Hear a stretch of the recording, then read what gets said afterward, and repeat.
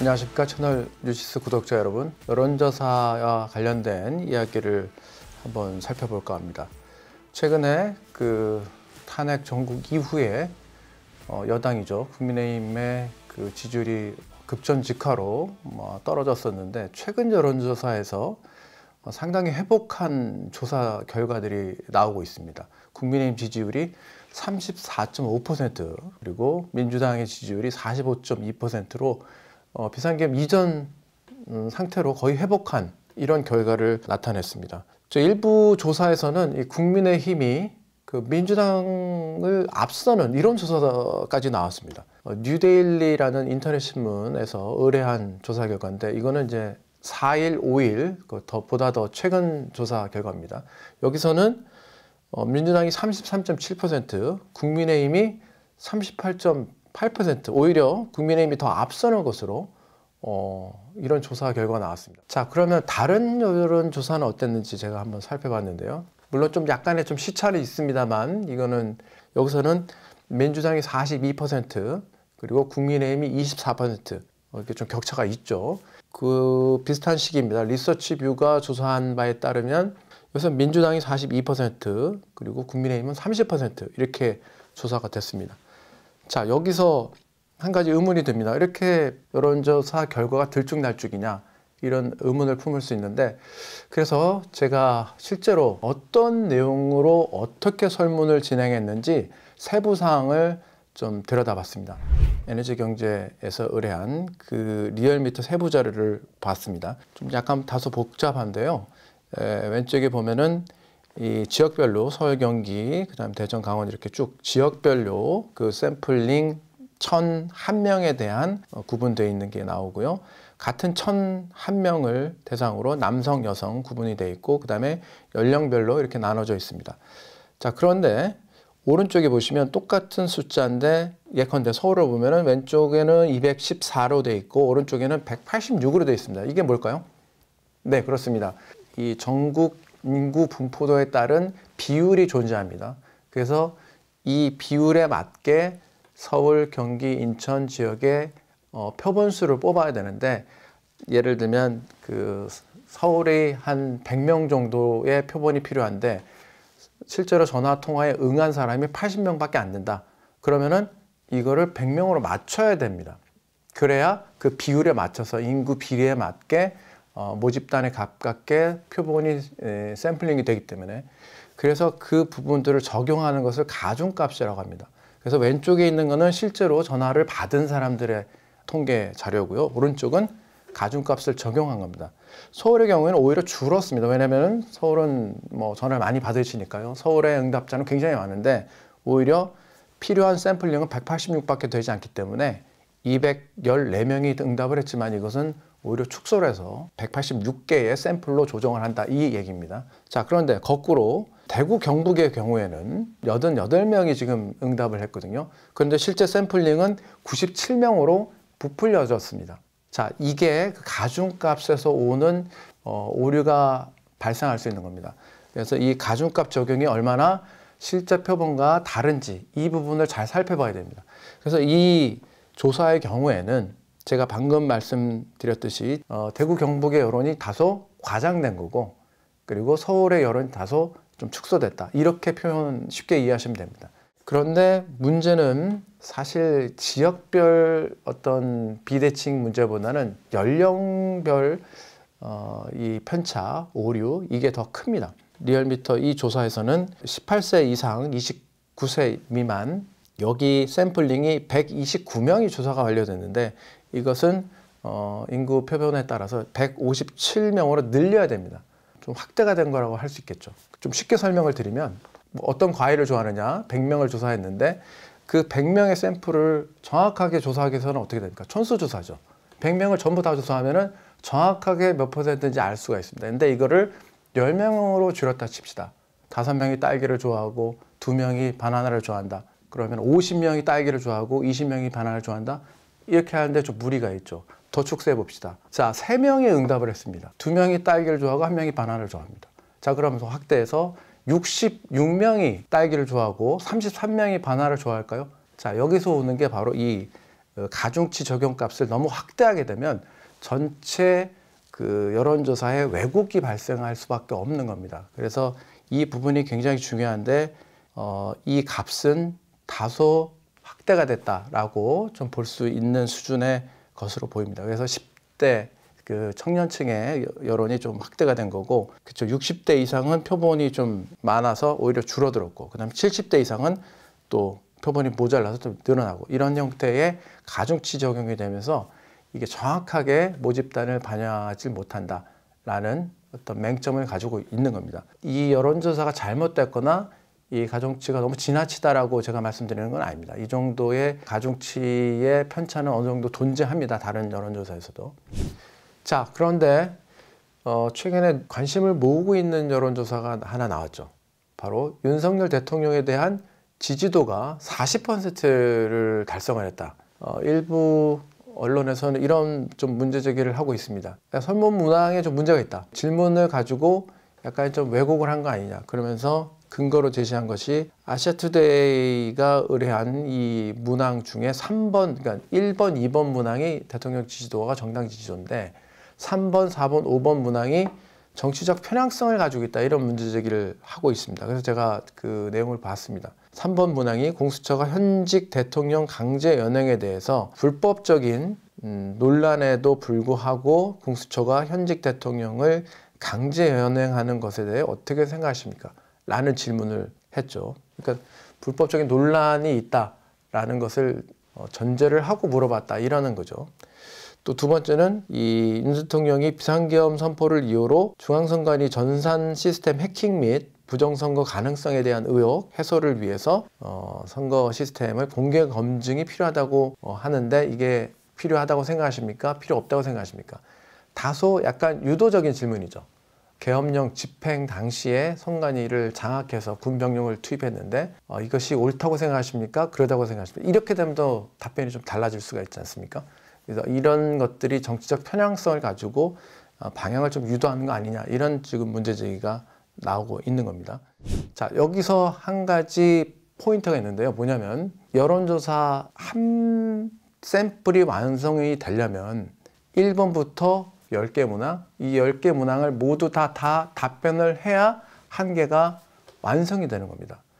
만약에 앞에 답변을 하다가 한두 마디 하다가 1번, 2번, 3번 하다가 전화를 끊어버리면 그 샘플링은 날아가 버립니다. 이해하셨나요? 그 얘기는 뭐냐면, 자, 보시다시피 뒤쪽에 나와 있는 문항이긴 하지만 1번, 2번, 3번을 먼저 물어보고 6번, 7번, 8번에서 이런 편향된 질문이 계속 나오게 되면 지지하지 않는 측에서는 이거 뭐야? 이상하잖아 라고 전화를 끊어버린다는 거죠. 즉, 그 샘플이 날아가 버립니다. 그렇다면 아무래도 윤 대통령에 대한 지지가 높은 그 샘플이 끝까지 살아남아서 하나의 완성된 샘플이 될 수 있다. 그 얘기는 즉슨 약간의 왜곡이 현상이 발생할 수 있다라는 겁니다. 그래서 그것이 지금 현재 논란이 되고 있고 과표집 문제보다는 이 후속 질문에서 나와 있는 정치 편향적인 이 문항 때문에 건전한 모집단을 제대로 반영한 여론조사가 이루어진 것이라고 볼 수 없지 않느냐, 이런 문제 제기를 하는 겁니다. 자, 그러면은 또 한 가지가 차이점이 있는데 대통령 직무수행평가와 이거는 윤 대통령의 지지도입니다. 그러니까 윤 대통령에 대한 지지, 이것과 기존에 나와 있던 뭐 20%를 기록했니, 뭐 10%로 기록했니 라는 여론조사들 많이 비교를 하실 수 있을 텐데 그것과 윤 대통령의 지지도는 다릅니다. 어떻게 다르냐면 그 전에 10%, 심지어는 갤럽 조사 같은 경우 9%까지 찍었었는데 그것은 대통령 직무 수행에 대한 평가입니다. 즉, 대통령이 대통령 직무를 얼마만큼 잘 수행하고 있느냐라는 질문에 한해서 그런 꾸준한 매주 조사를 하거든요. 이 트렌드로 잡히기 때문에 대통령 수행 지지도에 대한 퍼센테이지와 윤 대통령에 대한 지지, 윤석열 대통령을 지지하십니까? 어느 정도 지지하십니까? 이것과는 단순 비교할 수 없다는 거죠. 거기서 오는 오류가 또 하나 발생할 수 있다는 겁니다. 그래서 제가 지난해 11월에 갤럽이 진행한 그 여론조사 직무 수행 평가를 한번 가져와 봤는데요. 바로 이겁니다. 귀하는 윤석열 대통령이 대통령으로서의 직무를 잘 수행하고 있다고 보십니까? 이렇게 답변을 합니다. 그래서 잘하고 있다, 잘못하고 있다. 이렇게 답변을 나뉘게 되는데 여기서는 한 잘하고 있다가 19%, 20% 이렇게 10% 후반대를 유지했고요. 이때는 탄핵 전입니다. 잘 못하고 있다가 71%, 72% 이렇게 계속 간극을 가지고 있었던 거죠. 그리고 미디어 리서치가 조사한 것도 좀 약간 뉘앙스는 다릅니다만 질문이 이렇습니다. 윤석열 대통령이 대통령으로서 국정 운행을 잘 하고 있다고 생각하십니까? 아까랑 비슷하죠. 아까 말씀드린 뭐 20% 초반대, 그 다음에 10% 후반대가 나왔다라고 탄핵 직전에 보도했던 내용은 바로 이런 질문에 근거한 것이고, 아까 소개해줬던 그 조사의 경우에는 윤 대통령을 지지하십니까? 다짜고짜 이렇게 물어보는 것이기 때문에 약간 보다 좀 직접적인 거죠. 기본적으로 국정 수행 능력 평가에 대해서는 이 윤 대통령을 지지하더라도 대통령 수행 평가는 좀 낮게 평가될 수 있지만 윤 대통령을 지지하느냐 이런 포괄적인 질문이 되면 상대적인 야당 지지 세력이냐 여당 지지 세력이냐 이렇게 분류가 될 수 있기 때문에 이 윤 대통령 지지를 묻는 질문이 퍼센테이지가 높게 나올 수밖에 없다는 게 일반적인 관측이고, 그래서 이 단순 비교는 좀 올바르게 단순하게 비교한다는 것은 좀 말이 안 된다, 이런 게 여론조사 기관들의 설명입니다. 국정 수행 지지도 평가를 계속 해온 갤럽이라든지 다른 기관의 그 여론조사 결과가 올라왔다면 그거는 의미가 있겠지만, 지금 여러 가지 흩어져 있는 신문을 찢어서 보듯이 이쪽에서는 수행평가로 조사한 것을 가지고 이 단순 지지도를 가지고 비교한다는 것은 올바른 표현이 아닙니다. 그러나 이제 여러 가지 그 경향성, 움직임 이런 것들은 좀 있어 보이기 때문에 같은 조사기관에서 시행하는 다른 조사 더 살펴보는 것이 좀 필요하다고 생각이 듭니다. 지금 살펴본 대로 이 어디까지나 여론조사는 여러 가지 한계점들을 가지고 있습니다. 그래서 단순하게 비교할 수는 없는 것이고요. 일단 첫 번째로는 아까 말씀드린 대로 표본 오차가 존재할 수밖에 없다는 겁니다. 두 번째는 조사 방법도 굉장히 중요합니다. 즉 ARS로 진행을 하느냐, 아니면 여러분들 전화 한 번씩 받아보셨을 텐데 면접원이 직접 전화를 하느냐, 이거는 큰 차이가 있습니다. 무슨 차이가 있느냐? ARS는 비강제적이죠. 끊어도 뭐 별로 거리낌이 없지 않습니까? 근데 사람이 전화하면 굉장히 좀 미안하고 해서 조금 들어봐야 될 것 같기도 하고 조금 더 시간을 끕니다. 100명을 전화를 하면 ARS는 2명에서 3명 정도만 답변을 합니다. 그러니까는 97명에서 98명은 그냥 전화를 끊는다는 거죠. 이걸 응답률이라고 하는데요. ARS는 응답률이 2%에서 3%, 4% 정도밖에 안 됩니다. 반면에 면접원이 전화를 하는 이 전화 방식의 경우에는 응답률이 높습니다. 그래서 한 10%에서 20% 정도. 즉 ARS에 비해서 이 전화를 통한 이 응답이 표본에 더 근접했다, 이렇게 설명드릴 수 있습니다. 예를 들면 우리가 필요한 게 서울에 30대가 필요한데 샘플링에 의해서, 근데 ARS는 계속 돌리면 서울의 30대를 찾기가 너무 하늘의 별 따기인 겁니다. 계속 돌려야 되는 그 상황이 발생하는 반면에 전화 조사의 경우에는 쉽게 접근해서 보다 더 쉽게 그 샘플링을 완성할 수 있다는 것이죠.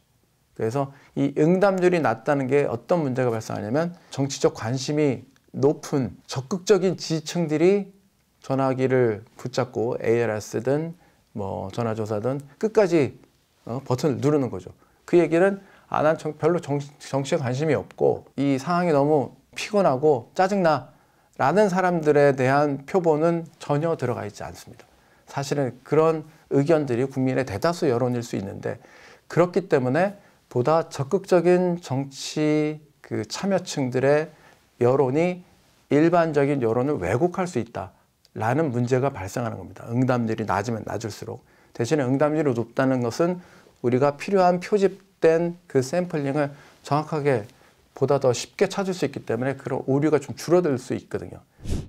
자, 그렇다면 전체적으로 총괄했을 때 이 여권의 지지도가 지금 오른 걸까요?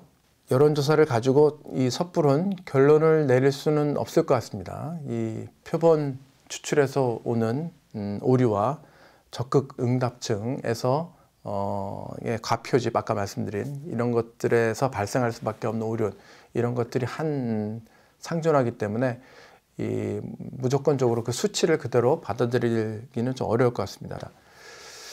여론조사 전문가들이 입버릇처럼 늘 하는 얘기가 있습니다. 이 여론조사 결과는 숫자 그 자체보다는 이 트렌드, 즉 경향성, 방향성을 봐야 한다는 것입니다.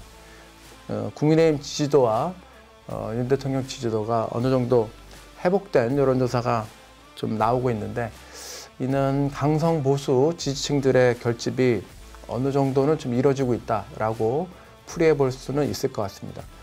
1차 체포 때 그 여당 의원들의 모습이 안 보이자 이 단물만 빼먹은 배신자다, 이런 핵심 지지자들의 항의가 있었다고 하는데, 이번 주부터 국민의힘 의원들이 탈핵 정국에서 지금 공세적으로 태세 전환을 지금 갖추고 있는데, 그런 이유도 바로 이런 어떤 여론조사의 어떤 움직임이 반영된 게 아닌가, 이런 생각이 듭니다. 거꾸로 얘기하면 한 달 내내 이 탄핵 그리고 내란, 이 레퍼토리에서 벗어나지 못하고 있는 민주당의 전국 운영에 대한 피로감이 국민들 사이에서도 적지 않게 느껴진다, 이렇게 해석할 수도 있을 것 같습니다. 여야 정치권은 이 눈앞의 이해득실만 따지지 말고 대한민국 사회가 겪고 있는 이 현재 국정 혼란, 진통이 이 헌정 질서를 바로잡고 민주주의 체제를 더욱 굳건히 다지는 기회가 될 수 있도록 더욱 노력해야 할 것입니다. 지금까지 최근 여론조사 내용과 관련한 이 세부 내용을 한번 살펴봤습니다. 감사합니다.